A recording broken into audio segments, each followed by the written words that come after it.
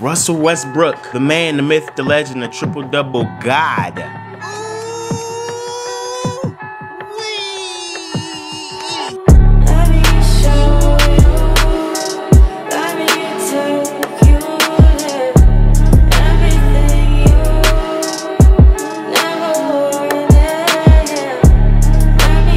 Has been going crazy in the Wizards practices and training camp. He want to start early, set the tone of what type of player he is. Now, on face value, you would think Russ is this egotistical, angry madman who can jump 40 feet in the air. But he's actually a nice guy. He's actually a hard-working guy, an easily coachable guy. Meanwhile, James Harden hasn't showed up to practice in 2 days. Take that information and run with it. Don't attack me. I'm the messenger. I'm the messenger.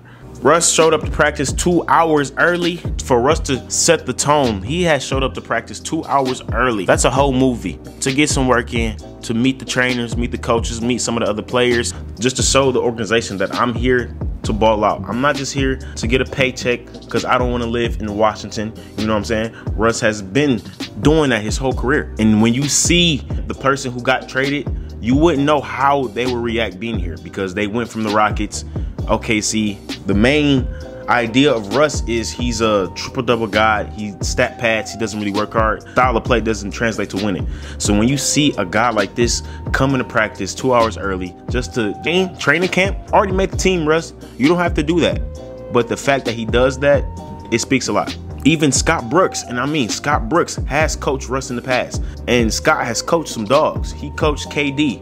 He coached James Harden. He also coached Russ. He coached John Wall. He coached Bradley Beal. These are all-stars. And he said out of all those players, even the role players, that Russell Westbrook was easily the most coachable player he's ever coached.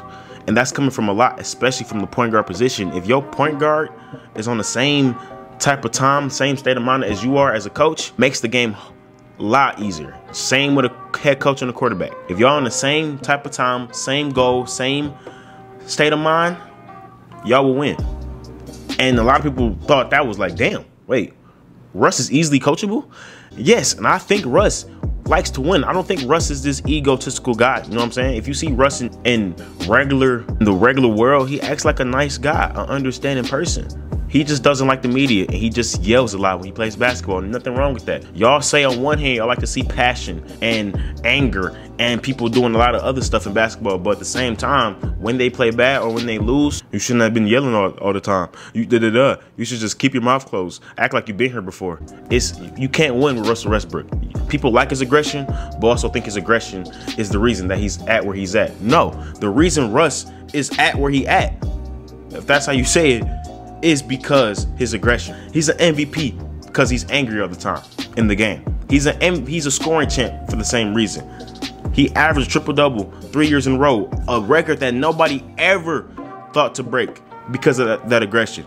He made generational wealth for his family, his kids, because of that anger. And you know who sees this? Bradley Beal. Now, Bradley Beal has taken over as the best player for the Wizards the last 2 seasons with John Wall's injury. And it makes a difference what Bradley Beal thinks about his new running teammate, because a lot of people think that Russ is going to take the ball out of Bradley Beal's hands and therefore making Beal's stats go way down than it was. I'm here to tell you right now, Bill don't care about no damn stats. Bill wants to win. He was winning with John Wall. He wants to win with Russell Westbrook. Yes, averaging 30 points a game is cool. You know what I'm saying? It's fun to tell your kids, I average 30 points per game. I did that, 50 points this one night.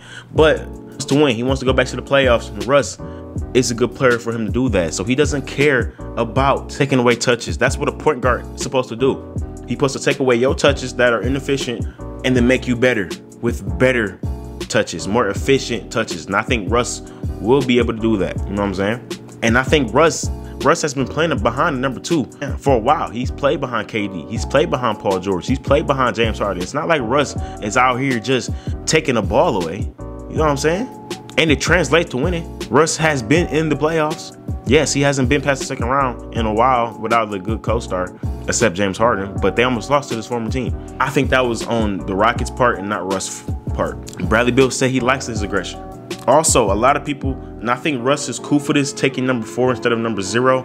Yes, I know he want to go back to his high school number because that's what he did in high school, but Russ has been playing with a number 0 for 12 years.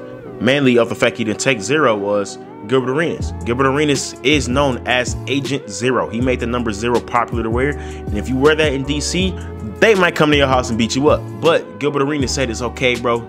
You can wear that. I'm not tripping. Go crazy. That's what I like. Russ, if you want to wear number 0, you can wear it. I still think he's gonna stick with number 4. You know what I'm saying? New beginnings, but 0 is good for him. So I like to see people from DC, the best players, the old good players, give Russ some love, because when John Wall left, it was like a lot of DC fans got stabbed in the heart. I get it. Some people watched John Wall play ever since he got drafted for 10 years. It's hard to let that go, and then you see the replacement, and he already has a bad reputation in the league. This is a good start of training camp for the Wizards. Main thing for a team to be good, everybody has to like each other. Chemistry has to be at an all-time high, and I think it is, because with a young team, usually the chemistry is there, except, you know what I'm saying, David Bertans just got paid $80 million. He don't give a fuck what happened. I got paid, I'm happy all the time. Thomas Bryant, Rui Hachimura, the rookie, Deni, adjiva. I'm butchering his name, but I'm calling him Deni. So you have a starting lineup of Russell Westbrook, Bradley Beal, Rui Hachimura. Rich Hachimura might be a 4. It might come off the bench, because I think you want Bertans to start under any circumstance, mainly off the fact that you gave him $80 million and the fact that he's one of the best shooting big men in the league. So you have to create space for Russell Westbrook and Bradley Beal. So have him at the 4. Maybe Reed can play the 3. And Thomas Bryant at the 5. And Thomas Bryant also can stretch the floor. So they can have everybody to stretch the floor for Russell Westbrook. I actually think this is a great fit for Russ, because a lot of times when Russ was dogging, he had horrible spacing. For the OKC Thunder, he had Diallo, Terrence Ferguson, Steven Adams, all in the goddamn paint. Now for the Rockets, he had spacing, but the thing is they gave up a lot of size, where the tallest person was James Harden. And that's not winning basketball. I don't care how the fuck small ball translate to winning basketball. You need somebody to bang down low, because when they went against my Lakers, we killed them. So I like the Wizards roster just off the fact they have size, they have stars, and they have shooting to maximize Russell Westbrook. That'd be all for this video, bro. Make sure you like, subscribe. I'm on the road to 2,000 subscribers. I'm gonna get a PS5. I'm gonna say it every video until I get a PS5. If you're a subscriber and you got an extra PS5 by any chance, please give that to me. I will pay you. I'm not a scammer. You know what I'm saying? And that'd be all, man. I'm out. Peace.